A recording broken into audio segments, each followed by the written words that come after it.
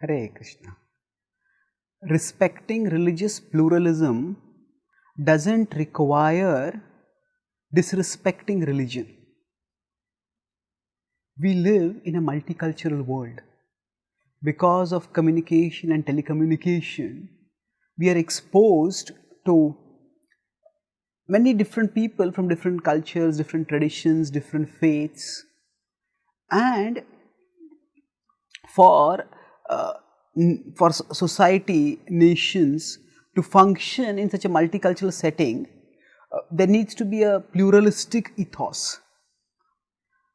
So now, that means religious pluralism means that nobody claims that their religion is the only way, that we respect other religions apart from what we are practicing. Now, this is important, it is essential, but unfortunately a spin-off of the respect for religious pluralism is disrespect for religion itself. Because people start thinking that, okay, you believe this, you believe this, you believe this.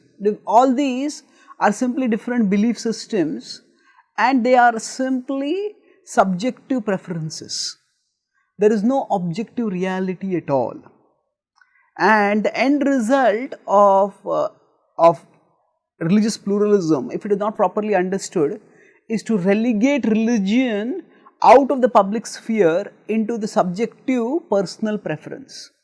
So people start thinking that God, soul, spiritual world, all these are just conceptions which some people need to believe. So they don't have any objective reality.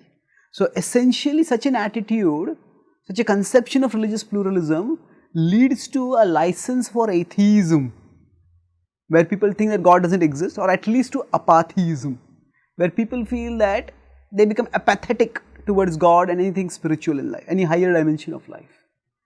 However, we can respect religious pluralism and we can also respect religion. How? The Bhagavad Gita offers an inclusive understanding. If say in 4.11 Krishna says, Yetha mam prapadyante tam sathaiva bhajamyaham mama vartamanu vartante manushya partha sarvashaha.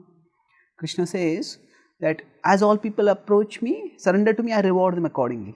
Mama vartamanu vartante, all people are on my path. Manushya partha sarvashaha. So all people are on my path. That means, Krishna is stating over here that actually rather than seeing different religions as different ways, different ways leading to different destinations, we can say that is one path which is the path of our consciousness. Either consciousness can become more and more materialistic and godless, or it can become more spiritual and godly. And on this path there are different lanes. So the different lanes are like different religions, and these different religions can help people move towards higher consciousness to different degrees with different facilities in different ways, but essentially their goal is the same. So another example to understand this is, say we could say materialistic consciousness is like a diseased consciousness. Spiritual consciousness is like a healed, healthy consciousness, because at the materialistic consciousness, just as when we are diseased, we are lacking in ease, we are unhappy. Similarly, in materialistic consciousness, we are always dissatisfied, unhappy. In spiritual consciousness, we become happy.